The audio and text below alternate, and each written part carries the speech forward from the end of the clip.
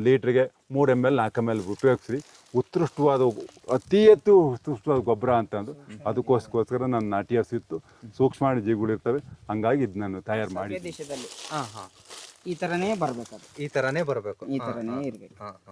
ಯಾಕಂದ್ರೆ ಅದು ಪ್ರಕೃತಿ ವಿರುದ್ಧ ನಾವು ಈ ತರ ಮಾಡಿದ್ರೆ ಅಪಸವ್ಯ ದೇಶ ಅಂತ ಕರೀತಾರೆ. ಸರ್ ನಮಸ್ತೆ. ನಮಸ್ಕಾರ ಸರ್, ನಿಮ್ದು ಜೀವಾಮೃತನಾ ಸರ್? ಇದು ಜೀವಾಮೃತ ಅಲ್ಲ, ಇದು ಹಸಿನ ಮಾಸ್ಕ್ ಅಂತಾರೆ. ಹಸಿನ ಮಾಸ್ಕ್, ಇದು ಸೆತ್ತೆ ಅಂತ ಹೇಳ್ತಾರೆ.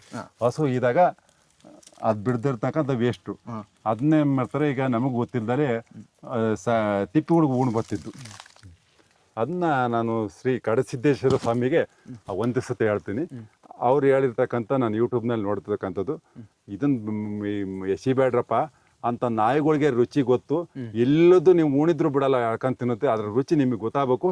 ಅದನ್ನ ನೀರಿಗೆ ಹಾಕಿ ಒಂದು 3-4 ತಿಂಗಳು ಕರಗಿಸಿ ಭೂಮಿಗೆ ಹಾಕಪ್ಪ. ಅದು ಎಷ್ಟು 1 ಲೀಟ್ರಿಗೆ 3 ml 4 ml ಉಪಯೋಗಿಸಿ ಉತ್ಕೃಷ್ಟವಾದ ಅತಿ ಹೆಚ್ಚು ಉತ್ಕೃಷ್ಟವಾದ ಗೊಬ್ಬರ ಅಂತಂದು ಅದಕ್ಕೋಸ್ಕರ ನನ್ನ ನಾಟಿ ಹಸು ಇತ್ತು ಸೂಕ್ಷ್ಮಾಣು ಜೀವಿಗಳಿರ್ತವೆ ಹಂಗಾಗಿ ಇದು ನಾನು ತಯಾರು ಮಾಡಿದ್ದೀನಿ. ಇದು ಹಸುವಿನ ಮಾಯ ಅಂತೇಳಿ ಕರೀತಾರಲ್ರಿ, ಅದರಿಂದ ಮಾಡ್ತಕ್ಕಂಥ ಒಂದು ದ್ರಾವಣ ಇದು. ಹಸುವಿನ ಮಾಯದಿಂದ ಮಾಸ ಅಂತೇಳಿ ಕರೀತಾರೆ, ಅದರಿಂದ ಮಾಡ್ತಕ್ಕಂತಹ ಒಂದು ದ್ರಾವಣ ಇದು. ಇದು 11 ತಿಂಗಳು ಹಸುವಿನ ಹೊಟ್ಟೆಯಲ್ಲಿ ಸೂಕ್ಷ್ಮಾಣು ಜೀವಿಗಳನ್ನ ಡಬಲ್ ಇಂಪ್ಲಿಮೆಂಟ್ ಮಾಡಿ ತನ್ನ ಹೊಟ್ಟೆಯಲ್ಲಿ ಅಡಿಸ್ಕೊಂಡಿರುತ್ತೆ ನಮ್ಮ ಹಸು ಮಾತೆ. ಅದರಿಂದ ನಾವು ಇದನ್ನ ತಗೊಂಡು ಎಲ್ಲೋ ಹೊರಗಡೆ ಚೆಲ್ಲಿ ಮಾಡೋದಕ್ಕಿಂತ ಈ ರೀತಿ ಮಾಡಿಕೊಂಡು ನಮ್ಮ ಹೊಲಕ್ಕೆ ಉಪಯೋಗಿಸ್ಕೊಳ್ಳಿ ಅಂತೇಳಿ ಕಾಡಸಿದ್ದೇಶ್ವರ ಮಹಾಸ್ವಾಮಿಗಳು ಜನರಿಗೆಲ್ಲ ಒಂದು ಹಿತಬೋಧನೆ ಮಾಡಿದ್ದಾರೆ. ಅವರ ಒಂದು ಮಾರ್ಗನಿರ್ದೇಶನದಲ್ಲಿ ಯೂಟ್ಯೂಬ್ನಲ್ಲಿ ನೋಡಿಕೊಂಡು ಗೌಡರು ಇದನ್ನು ಮಾಡ್ಕೊಂಡಿದ್ದಾರೆ. ಇದು ಒಂದು ಮಾಡೋ ವಿಧಾನ ಹೇಗೆಂದರೆ, ಆ ಮಾಸ ಅಲ್ಲ ಮಾಯ ಅನ್ನೋದು ಒಂದು 2 kg ಇದೆ ಅಂದ್ಕೊಳ್ಳಿ, ಅದಕ್ಕೆ ತಕ್ಕಷ್ಟು ಬೆಲ್ಲ, ಅದಕ್ಕೆ ತಕ್ಕಷ್ಟು ಸೆಗಣಿ, ಅದಕ್ಕೆ ತಕ್ಕಷ್ಟು ಗಂಜಲು ಹಾಕ್ಕೊಂಡು ಇದನ್ನು ತಯಾರು ಮಾಡ್ಕೋಬೇಕು. ಇದು ಒಂದು ಮಂಡಲ ಅಂತೇಳಿ ಕರೀತಾರೆ. ಮಂಡಲ ಅಂದರೆ 42 ದಿವಸ ಅಂತೇಳಿ. ಆ 42 ದಿವಸ ಬಿಟ್ಟರೆ ಇದು ತಯಾರಾಗುತ್ತೆ. ನಾವು 1 ಲೀಟ್ರ್ ನೀರಿಗೆ ಒಂದು 2 ml 3 ml ಇದನ್ನು ಬಳಸ್ಕೊಂಡು ಮಾಡಿಕೊಂಡ್ರು ಸಹಿತ ನಾವು ಸ್ಪ್ರೇ ಎಲ್ಲಾದರೂ ಮಾಡ್ಕೋಬೋದು, ಇಲ್ಲ ಡ್ರಿಪ್ ಇದ್ದರೆ ಡ್ರಿಪ್ ಬಳ್ಳಿ ಮುಖಾಂತರವಾದರೂ ನಾವು ಬೆಳೆಗಳಿಗೆ ಕೊಡ್ಬೋದು. ಇದರಿಂದ ಉತ್ಕೃಷ್ಟವಾದಂತಹ ಜೀವರಾಶಿಗಳು ನಾವು ಭೂಮಿಗೆ ಸೇರಿಸಿ ನಿದ್ರಾವಸ್ಥೆಯಲ್ಲಿರೋ ಜೀವರಾಶಿಗಳನ್ನೂ ಕೂಡ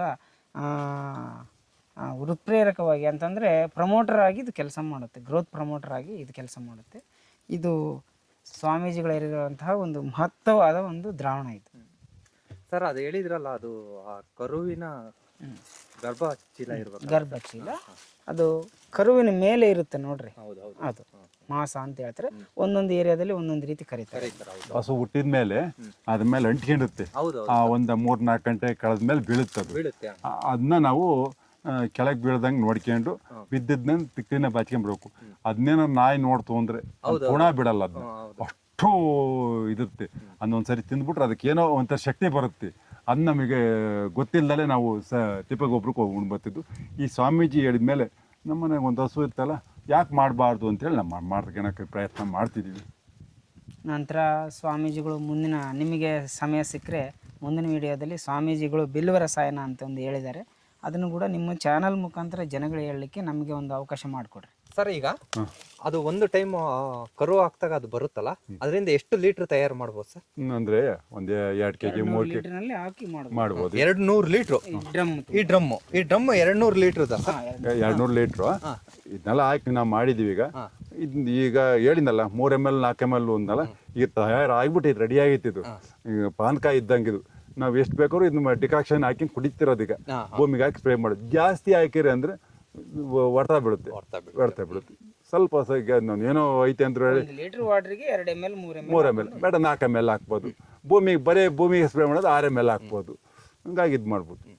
ಸರ್, ಅದನ್ನ ಹಾಕಿದ್ರಲ್ಲ, ಅದಕ್ಕೆ ಬೆಲ್ಲ, ಚಕ್ಕೆ ಈ ತರ ಎಲ್ಲ ಅಲ್ಲ, ಬೆಲ್ಲ ಹಾಕಿದೀವಿ, ಒಂದು ಸ್ವಲ್ಪ ಸಗಣಿ ಹಾಕಿದ್ವಿ, ಗಂಜಳ ಹಾಕಿದ್ವಿ, ಹಸಿನ ಅದೇ ಮಾಸ್ಕ್ ಅಂತ ಅದನ್ನ ಹಾಕಿ. ಅದು ಎಷ್ಟು ದಿನಗಳು ಕಾಲ ಡ್ರಮ್ ಅಲ್ಲಿ ಇಟ್ಟಿದ್ರಿ ಸರ್? ನಮ್ದು ಒಂದು 2 ತಿಂಗಳಾಗಿತ್ತು. 2 ತಿಂಗಳಲ್ಲಿ ಅದು ಪ್ರತಿದಿನ ಏನಾನ ಈ ಕೋಲ್ ಮುಖಾಂತರ ತಿರುಗಿಸ್ತಿದ್ರ? ಗೂರಾಡ್ತಿದ್ದು. ದಿನಕ್ಕೆ ಎಷ್ಟು ಟೈಮ್? 2 ಟೈಮ್. ಈಗ ಹೇಳಿದ್ನಲ್ಲ, ನಾನು ಆರಾಮಾಗಿ ಹೋಗ್ಬೋದು, ನಿಂಗೆ ಗೂರಾಡ್ತಿದ್ದು. ನಾಮ್ಸ್ ಪ್ರಕಾರವಾಗಿ ಹೇಳ್ಬೇಕಂದ್ರೆ ಬೆಳಗ್ಗೆ 1 ಟೈಮ್, ಸಾಯಂಕಾಲ 1 ಟೈಮ್ ಸವ್ಯ ದೇಶದಲ್ಲಿ ಈ ತರನೇ ಬರ್ಬೇಕು. ಈ ತರನೇ ಬರಬೇಕು, ಈ ತರನೇ ಇರ್ಬೇಕು.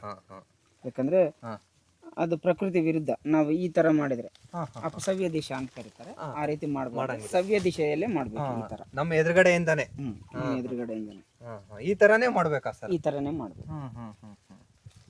ಸವ್ಯ ದಿಶಾ ಅಂತೇಳಿ ಕರೀತಾರೆ ಅದಕ್ಕೆ. ಸವ್ಯ ದೇಶ. ಸರ್ ಇದನ್ನ ಎಷ್ಟು ದಿನ ಯೂಸ್ ಮಾಡ್ಕೋಬಹುದು ಒಂದು ಡ್ರಮ್ಮು ನಾವು ಮಾಡಿ ಇಟ್ಕೊಂಡ್ರೆ? ಅಪ್ ಟು 6 months ವರೆಗೂ ಮಾಡ್ಬೋದು. 6 months. ಇನ್ನು ಹೆಚ್ಚಿಗೂ ಮಾಡ್ಬೋದು. ಅಂದ್ರೆ ಇದಕ್ಕೇನು ವ್ಯಾಲಿಡಿಟಿ ಅಂತ ಏನಿಲ್ಲ ಏನಂತಿಲ್ಲ. ಇಲ್ಲ. ಇದೇನು ಹೆಚ್ಚಿಗೆ ದಿನ ಕಳೆದಂತೆ ಇದ್ರ ಒಂದು ಪರಿಪಕ್ವತೆ ಕಡಿಮೆ ಆಗುತ್ತೆ. ಬೇರೆ ಕೆಮಿಕಲ್ ನಂಗೆ ರಿಯಾಕ್ಷನ್ ಆಗುತ್ತಪ್ಪ ಆ ಥರ ಏನು ಸೈಡ್ ಎಫೆಕ್ಟ್ ಏನೂ ಇಲ್ಲ. ಬತ್ತ ಇದು ಸ್ವಲ್ಪ ಕಮ್ಮಿ ಆಗ್ತಾ, ಪವರ್ ಕಮ್ಮಿ ಆಗ್ತಾ ಹೋಗುತ್ತೆ. ಕಮ್ಮಿ ಆಗ್ತಾ ಹೋದಾಗ ನಾನು ಸ್ವಲ್ಪ ಡೋಸೇಜ್ ಜಾಸ್ತಿ ಮಾಡ್ಕೊಂತ ಹೋಗೋದು ಅಷ್ಟೇ. ಒಂದು ಅಂದಾಜು ಇದನ್ನ ಮಾಡ್ಕೊಳಕ್ಕೆ ಎಷ್ಟು ಖರ್ಚಾಗ್ಬೋದು ಸರ್ ಒಬ್ಬ ರೈತರಿಗೆ? ಇವಾಗ 1-2 kg ಬೆಲ್ಲ ಹಾಕಿದ್ದೀನಿ, ಗಂಜಲ ಹಾಕಿದ್ದೀನಿ, ನನ್ನ ಮೇಲೆ ಹಸು ಇರ್ತದೆ. 2 kg ಬೆಲ್ಲ ಒಂದು 50-60 ರೂಪಾಯಿ ಅಂತಂದ್ರೆ 100-120 ರೂಪಾಯಿ ಬೆಲ್ಲ. ಹಸುವಿನ ಗಂಜಲ ನಮ್ಮ ಮನೇಲೇ ಇತ್ತು, ಸಗಣಿ ನಮ್ಮ ಮನೇಲೇ ಇತ್ತು, ಮಾಸ್ಕ್ ನಮ್ಮ ಮನೇದೇ ಆಯ್ತು, ಡ್ರಮ್ ಇನ್ನೇನು ನಂದು ಇತ್ತು, ನಾನು ಮಾಡ್ತೀನಿ. ಇದಕ್ಕಿಂತ ಖರ್ಚು ಬಂತ ಹೇಳ್ರಿ? ಏನು ಖರ್ಚು ಬಂದಿಲ್ಲ. ಸಾವಯವ ಕೃಷಿ ಅಂದ್ರೇನೆ ಕಡಿಮೆ ಬಂಡವಾಳ. ಕಡಿಮೆ ಬಂಡವಾಳ. ಇದು ಎಷ್ಟು ಕೋಟಿ ಕೊಟ್ಟರೆ ಸಿಗುತ್ತೀರಿ ಅಂತ ಟಾಣಿಕ್ ಕೊಡಲ್ಲ, ಸಿಗಲ್ಲ, ಎಲ್ಲೂ ಸಿಗಲ್ಲ. ಈಗ ಬೃಹತ್ ಪ್ರಮೋಟರು ಆ ಥರ ಏನೋ ಹೇಳ್ತಾರೆ, ವಿಜ್ಞಾನಿಗಳ ದೃಷ್ಟಿಯಲ್ಲಿ ಅದ್ಯಾವ ಹೇಳ್ತಾರೆ 5,000 ರೂಪಾಯಿ ಲೀಟ್ರು ಅಲ್ಲ, 5,000 ರೂಪಾಯಿ ಲೀಟ್ರಿಗೆ ಹೆಚ್ಚಿಲ್ಲ ಲೆಕ್ಕ ಇದು. ಈಗ 200 ಲೀಟರ್ ಮಾಡಿವಿ ಅಂದ್ಕೊಂಡ್ರೆ 200 ಲೀಟರ್ನ 10 ಎಕರೆಗೆ ಬಳಸ್ಬೋದು. 10 ಎಕರೆ ಬಳಸ್ಬೋದು. 10 ಎಕರೆಗೆ ಬಳಸ್ಬೋದು. 2.5 ಲೀಟರ್ನ 2.5 ಲೀಟರ್ ಅಂದ್ರೆ 200 ಲೀಟರ್. 200 ಲೀಟರ್. ಇದು ಎಷ್ಟು ಬಂಡವಾಳ ನಾವು ಕಡಿಮೆ ಆಯ್ತು ಇಲ್ಲಿ. ಸಾವಯವ ಕೃಷಿಯಲ್ಲಿರೋ ಮಹತ್ವ ಅದು. ಅದಕ್ಕೋಸ್ಕರ ಜನರಿಗೆ ಸಾವಯವದ ಬಗ್ಗೆ ಬನ್ನಿ, ಒಲವು ತೋರಿಸಿ, ಆರೋಗ್ಯಕರವಾದ ಬೆಳೆನ ಬೆಳೀರಿ, ಆರೋಗ್ಯಕರವಾದ ನಿಮ್ಮ ಒಂದು ಆಹಾರ ಪದ್ಧತಿನ ಚೇಂಜ್ ಮಾಡ್ಕೊಳ್ಳಿ, ನೀವು ಆರೋಗ್ಯವಾಗಿರಿ, ಕಡಿಮೆ ವೆಚ್ಚದಲ್ಲಿ ಹೆಚ್ಚಿನ ಲಾಭ ಪಡೆಯಿರಿ ಅನ್ನೋದೇ ಈ ಸಾವಯವ ಕೃಷಿಯ ಒಂದು ಮುಖ್ಯ ಉದ್ದೇಶ. ಆಮೇಲೆ ರೈತರು ಈ ಥರದ ಎಲ್ಲ ಮಾಡ್ಕೊಳಕ್ಕೂ ಒಂದು ಸ್ವಲ್ಪ ಮುತುವರ್ಜಿ ತೋರಿಸ್ಬೇಕು ಸರ್. ತೋರಿಸ್ಬೇಕು, ಯಾಕೆಂದ್ರೆ ನಾನು ಸಾವಯವ ಕೃಷಿ ಮಾಡ್ತೀನಿ ಅಂದ್ರೂ ಆಗಲ್ಲ, ಟೈಮ್ ಕೊಡಬೇಕು ಇದಕ್ಕೂ ಎಲ್ಲ. ನಮ್ಮ ಪಾಲೇಕರ್ ಕೃಷಿ ವಿಧಾನದಲ್ಲಿ ಒಂದು ಹಸುವಿಂದ 30 ಎಕರೆ ನಾವು ಉಳುಮೆ ಅಂದರೆ ಬೇಸಾಯನ ಮಾಡ್ಕೋಬೋದು. ಒಂದು ಹಸು ಇದ್ದರೆ ಸಾಕು. ಅದೇ ನಾವು 30 ಎಕರೆ ರಸಾಯನ ಪದ್ಧತಿಯಲ್ಲಿ ಮಾಡಬೇಕು ಅಂದರೆ 30 ಎಕರೆಗೆ 4 ಟ್ರಿಪ್ 4 ಲೋಡ್ ಕೊಡುಗೆ ಗೊಬ್ಬರ ಕೊಡಬೇಕು ಅಂದ್ರೂ ಈಗಿರೋ ಪರಿಸ್ಥಿತಿಯಲ್ಲಿ ಒಂದು ಟ್ರಿಪ್ 6,000 ಇದೆ. ಒಂದು ಲೋಡು 4 ಲೋಡ್ ಮ್ಯಾಕ್ಸಿಮಮ್ ಬೇಕೇ ಬೇಕು ಒಂದು ಎಕರೆಗೆ. 30 ಎಕರೆ ಮಾಡೋಕ್ಕೆ ಆಗುತ್ತೆಯಾ? ಆದರೆ ಇದಕ್ಕೂ ಅದಕ್ಕೆ ವೇರಿಯೇಷನ್ ಇದೆ. ಈ ಕಡೆ ಜನರು ಒಲವು ತೋರಿಸ್ಬೇಕು. ನಿಮ್ಮಂಥವರು ಸಾಮಾಜಿಕ ಮಾಧ್ಯಮಗಳು ಜಾಗೃತಿ ವಹಿಸಿ ಸ್ವಲ್ಪ ಜನರಿಗೆ ತಿಳಿಪಡಿಸಿದರೆ ಇನ್ನೂ ಉಪಯೋಗಕರವಾಗುತ್ತೆ ಅಂತ ನಮ್ಮೊಂದು ಇದು.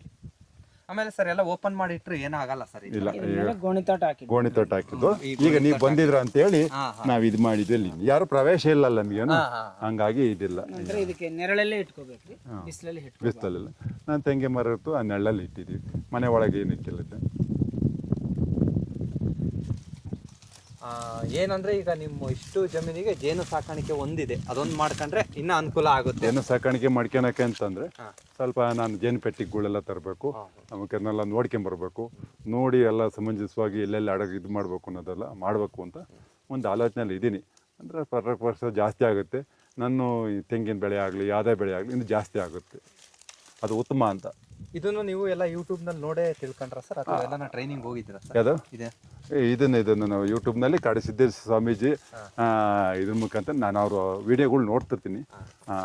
ಪ್ರತ್ಯಕ್ಷ ದೇವರು ಅಂದರೆ ಅವರು ಅಂತ ನಾವು ತಿಳ್ಕೊಂಡಿದ್ವಿ. ಈಗ ಸುಭಾಷ್ ಪಾಳ್ಯಕಾರರು, ನಮ್ಮ ಕಾಡಸಿದ್ದೇಶ ಸ್ವಾಮೀಜಿ, ಇವರು ಕಣ್ಣಿಗೆ ಕಾಣ ಅಂತ ದೇವರುಗಳು, ಕಣ್ಣಿಗೆ ಕಾಣದ ದೇವರು ಬೇರೆ ಇದ್ದಾವೆ, ಕಣ್ಣಿಗೆ ಕಾಣ ಅಂತ ದೇವರುಗಳು ಅಂತ ನಾವು ತಿಳ್ಕೊಂಡಿದ್ವಿ.